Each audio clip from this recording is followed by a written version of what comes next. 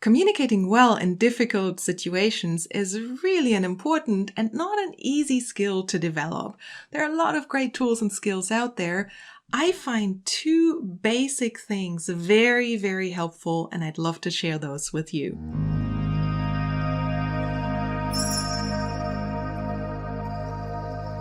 Hi, I'm Katja Cahoon. I'm a psychotherapist and yoga teacher. So first of all, communicating when emotions are high, whether it's in a professional setting or in a personal setting, is really difficult. And I am a huge fan of nonviolent communication and crucial conversations. If you don't have those books, I highly recommend them. The insight, the approaches, the tools and skills in them are absolutely invaluable and fantastic. I want to add two things that are not always talked about and that I find tremendously helpful. And they're really only two things, so you don't have to remember too much. And if you only do those two things, you already know so much more and can do so much better than someone who's not aware of that. So the first one is to be aware of the nervous system, your own and the other person's. What does that mean? Well, we can really only listen and have a constructive conversation and take in new information when we're in a calm enough nervous system state, meaning our prefrontal cortex is online. We can take in new information. We can think about it. We can respond in a calm enough manner.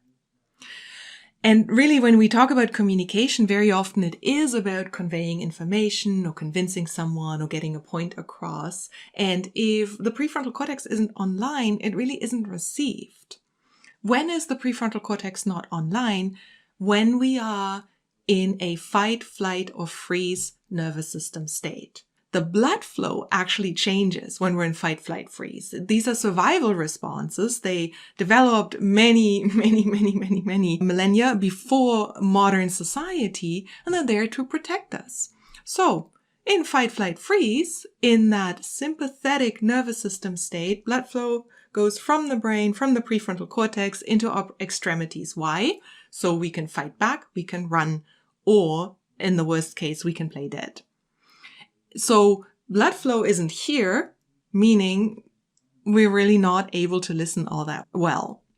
And we're either in fight mode, so that's how arguments happen, right? I'm sure we all have been there. I know I have.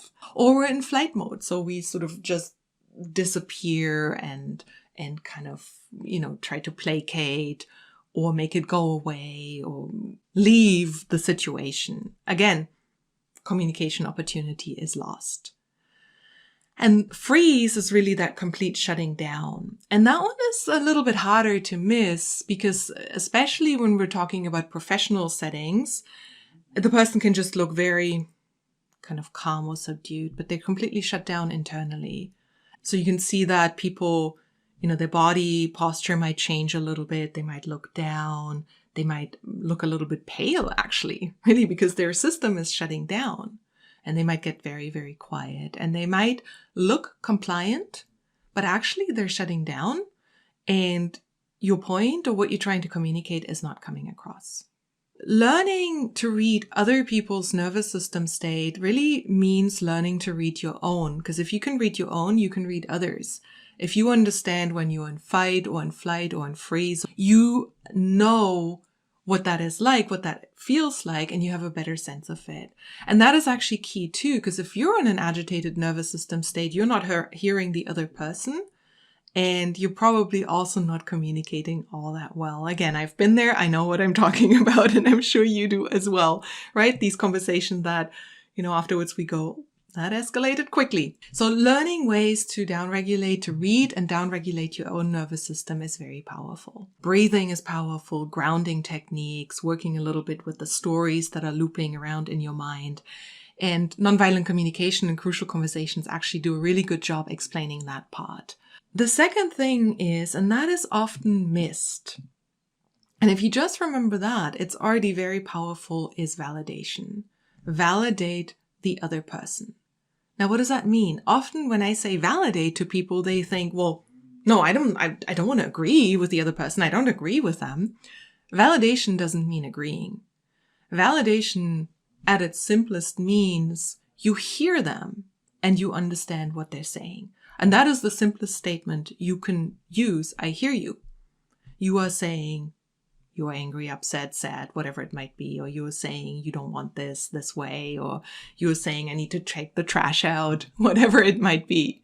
You can use it both in professional and personal settings. And that's really a superpower because validation is downregulating to the nervous system. Think about it.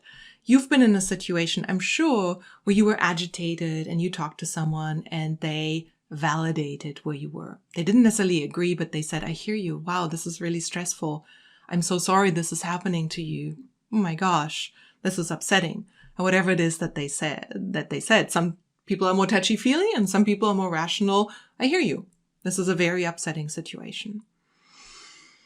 If said with genuineness and really meant, it is a very calming and downregulating.